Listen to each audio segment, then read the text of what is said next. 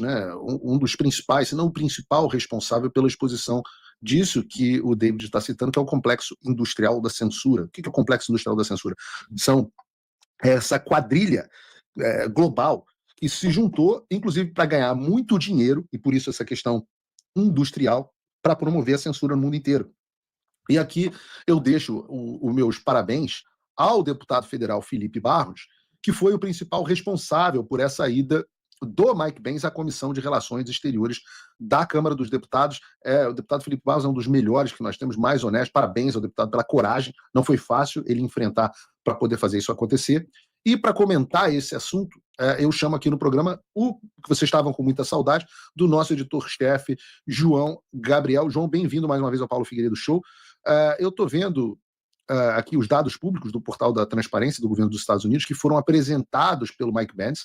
A gente está falando de dados efetivamente, e houve um aumento gigantesco dos recursos repassados pelos Estados Unidos a ONGs e entidades brasileiras entre 2019 e 2023, exatamente o período em que o presidente Bolsonaro estava à frente do Brasil. Você tem o TSE teria coordenado, então, uma rede de organizações, de verificadores de fatos, como estava dizendo, inclusive, agora o David Agap, e até aí nós já sabíamos, mas um dos programas apoiados pelo TSE, através da iniciativa Fato ou Boato, ou que era Fato ou Fake, não somente trabalhava em parceria com o CEPS, né, que é o Consórcio para Eleições e Fortalecimento do Processo Político, financiado pela USAID, como também tinha entre os responsáveis por fazer essa checagem de informações, jornalistas da velha mídia do G1, do Jornal o Globo, da Globo News e da TV Globo, nas palavras do Mike Pence. Essa rede de censura gosta muito da Globo, né? Outro projeto de censura apoiado pelos Estados Unidos e citado pelo Mike Pence foi o Radar, da Agência aos Fatos. Esse projeto utiliza uma combinação de algoritmos e pesquisas manuais para detectar postagens sobre temas específicos, fazendo com que o algoritmo das redes sociais favorecesse certos discursos em relação a outros. Aliás, esse radar ele existe até hoje, e as pessoas que estão nos assistindo podem procurar, entra aí no Google. Radar aos Fatos. Talvez o Bruno até consiga colocar aí na tela. E você pode ver. Vocês podem ver lá, por exemplo, que é o apontado que nos últimos 7 dias foram encontradas 639 publicações de baixa qualidade sobre o tema democracia. E alguns dos temas que mais aparecem nas publicações que o Radar chama de baixa qualidade são Bolsonaro, Moraes, crente e STF. João, fala um pouco para a gente sobre o que foi essa audiência do Mike Pence, que durou praticamente a manhã inteira. Olha aí o ponto. João, fala um pouco mais para a nossa audiência sobre o que foi isso, quais foram as grandes revelações que nós tivemos hoje nessa audiência. Com certeza. Primeiro, obrigado, Paulo, por me receber aqui mais uma vez, o pessoal aí da audiência, é sempre muito bom estar aqui na parte de cá do Paulo Figueiredo Show, né? Não só nos bastidores, é sempre muito legal. O João é que é o gênio por trás do programa. Eu sou apenas uma espécie de leitor de teleprompter. O João é que é o gênio por trás do Paulo Figueiredo Show. Mas você lê teleprompter melhor que o Biden, viu, Paulo? Você tá bem melhor do que ele por enquanto ainda. End of quote. Mas o Mike Pence foi hoje à Comissão de Relações Exteriores lá da Câmara dos Deputados, foi um requerimento do deputado Sóstenes Cavalcante, que é o líder do PL, né? Tem feito aí um trabalho espetacular, incrível, não só na discussão, mas também nessa parte internacional, né? Aliás, está o Sóstenes agora, né? A gente está nesse momento com o Sóstenes e a oposição ocupando os plenários da Câmara para forçar que o Congresso paute a anistia. É isso, muito corajoso. A maior bancada do Congresso Nacional, que é a bancada do PL, exatamente, né? E aí o Mike Pence foi para lá, e antes de a gente tratar especificamente, quero entrar em alguns desses pontos que você citou, porque eu acho que, como faz muito tempo que a gente trata de USAID, esse assunto deu uma esfriada aí nos últimos meses, eu acabo percebendo que as pessoas vão se esquecendo do que é a USAID e o que uma interferência aumentada da USAID no Brasil significa, né? A USAID, ela lá da década de 60, né, início da década de 60, o presidente Kennedy, e a função primária dela é ser um braço da diplomacia americana. Então, a USAID, apesar dela financiar ONGs, instituições ao redor do mundo, ela não é por si só uma ONG, né? Ela é um órgão criado como braço da diplomacia americana. Portanto, onde quer que a USAID esteja, está ali, teoricamente, representando o interesse americano, era o que devia ser, ou como se tornou no governo Biden, o interesse do establishment, né? Ou do complexo industrial da censura que foi formado a partir disso. Então, você tem a USAID, que financia várias outras instituições, como é o caso do CEPS, que é o Centro de Fortalecimento Político do Processo Político, Processo eleitoral, financiado pela USAID. Você tem o National Endowment for Democracy, que é financiado pelo Departamento de Estado. Você tem o próprio Departamento de Estado, que em alguns casos, inclusive aqui no caso do Brasil, nós vamos ver, atua de maneira direta no financiamento de organizações e de iniciativas de combate à desinformação. E aí, a isso tudo, a esse complexo que se montou, é o que a gente chama de complexo industrial da censura. E a pergunta, a partir do que disse o E só para deixar claro, João, isso tudo que você está resumindo aqui para a audiência de forma muito gentil, foi colocado pelo Mike Benz na audiência com riqueza de detalhes, né? De como acontecia, qual foi o histórico, de onde via o dinheiro, como que funcionava, por onde passava, a participação de frentes do Partido Republicano e do Partido Democrata, do Deep State, né, agindo de forma conjunta para garantir essas políticas. Então, só para dizer para a nossa audiência que não é a opinião do Paulo, não é a opinião do João, não é uma teoria da conspiração. O ex-funcionário do Departamento de Estado hoje estava no Congresso Brasileiro expondo isso com riqueza de detalhes. Exato, não, e por isso mesmo a questão é muito mais qual foi o grau da interferência americana e o que a USAID fez, do que se os Estados Unidos ou a USAID fizeram alguma coisa. Até porque não precisa acreditar em mim, não precisa acreditar em você, ou nem precisa acreditar no Mike Pence. Acredita no Luiz Roberto Barroso, né, presidente do Supremo Tribunal Federal, que disse que a ajuda americana foi decisiva. Então, que houve ajuda e interferência americana, isso é fato. Eu vou pedir até para o Bruno botar a minha tela compartilhada aí, porque eu quero compartilhar alguns dados que foram levantados pelo Mike Pence sobre o financiamento da USAID e do governo dos Estados Unidos ao Brasil. Se você for pegar aqui na tela, essa bolinha está no ano de 2018.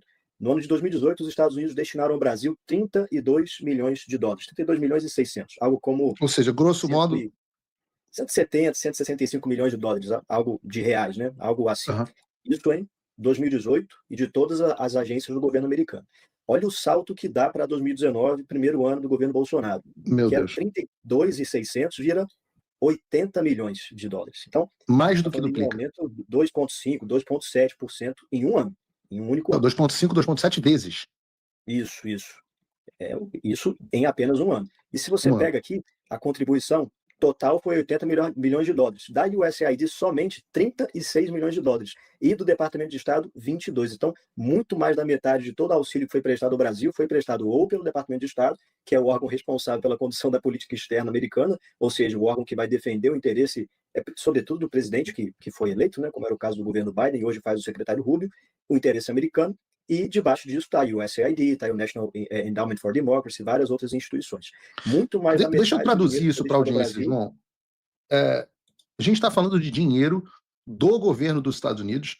Para quê? Para que esse dinheiro? Bom, foram várias as aplicações, e por isso é importante que a gente entenda o significado da USAID, né? Mas você mesmo citou aí que o Mike Benz disse algumas iniciativas, como foi essa iniciativa que fazia parte de parcerias do TSE, né? Uma iniciativa que era financiada pelo CEPS, que por sua vez era financiada pela USAID para combate à desinformação no Brasil. E aí você vai pegar os caras que estão, segundo o Mike Benz, nesse grupo de combate à desinformação, você tem uma ampla gama de pessoas de todo o espectro político, muitas opiniões. Você tem G1, você tem Globo, você tem TV Globo e você tem Globo News. Então, peraí, eu tenho que tentar explicar isso aqui para as pessoas entenderem. Você sabe que eu tenho essa mania de tentar explicar as coisas de forma bem simples, porque eu sou muito burro, então eu tenho que entender as coisas de forma bem devagar, João. O governo americano, através do Departamento de Estado da USAID, enviava dinheiro para o Brasil, que era, por sua vez, distribuído para jornalistas da Rede Globo, para fazer o quê? Sobretudo, em especial nas parcerias com o TSE, combate à desinformação, porque a gente sabe que é um nome bonitinho, é um eufemismo para censura. Inclusive, a gente viu aí o caso do radar, né? Acho que vocês estão vendo aqui na tela também. Essa é uma das iniciativas que o Mike Benn tendo sido financiados pelos Estados Unidos, direta ou indiretamente. E aí você abre o site do radar e está aqui. Selecione o tema de interesse, democracia. Sobre esse tema, democracia, eles acharam nos últimos 7 dias 639 publicações. É esse dado que está aqui. 639 publicações de baixa qualidade. E aí você vai ver quais são os termos das publicações de baixa qualidade, são esses que você falou.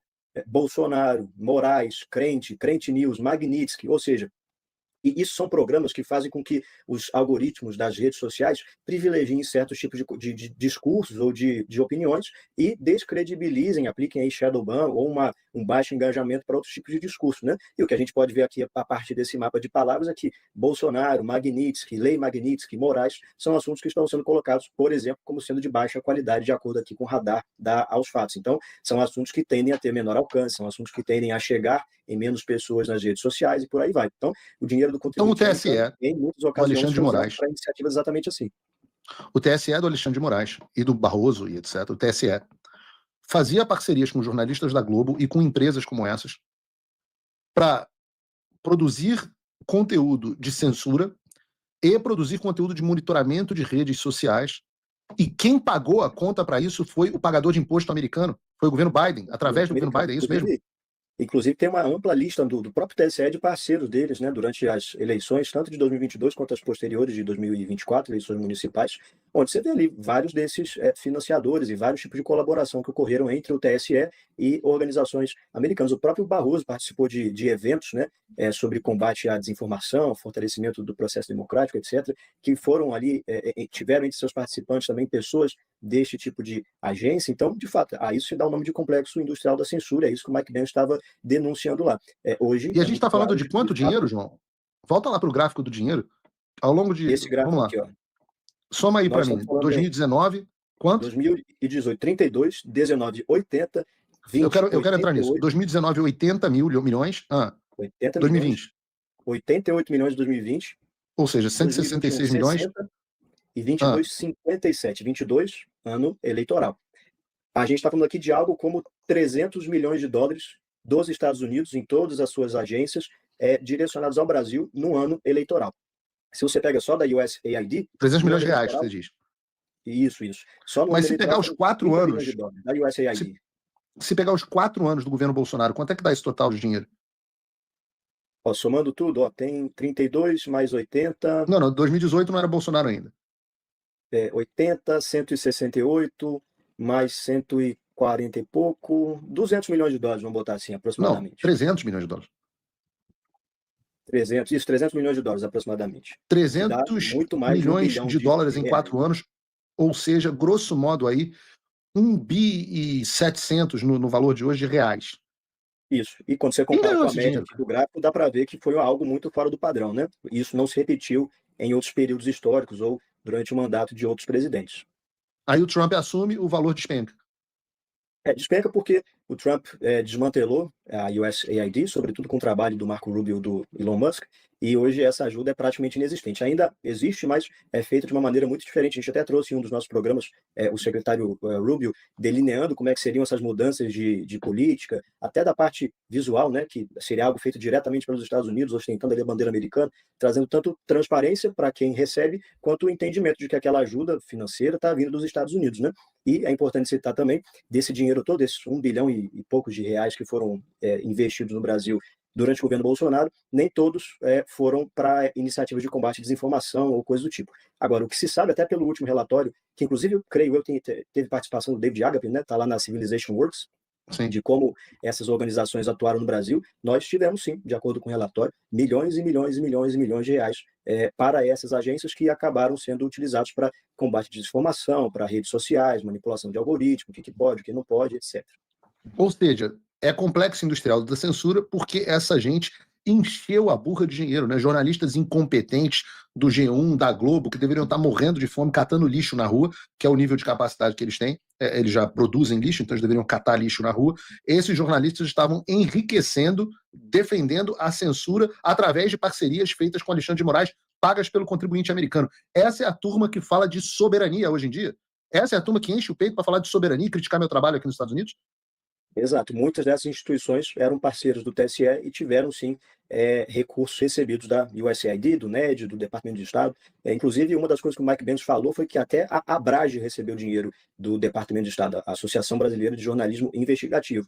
E o grande problema desse negócio é, quando você parte do pressuposto que existe um checador de fatos, você está dizendo que existe alguém que pode apontar o que é verdade ou não. E muitas das vezes, principalmente no discurso político, algo é rotulado como mentiroso para que seja derrubado. E aí você vê que a mesma pessoa que está fazendo esse gerenciamento ou essa checagem de fatos é uma pessoa que está recebendo dinheiro de uma nação estrangeira. Então, assim, a que interesse É serve muita cara de pau. quem recebe recurso da USAID, do NED, do Departamento de Estado, e faz checagem de fatos? É a grande pergunta que é feita a partir do posicionamento do Mike Pence.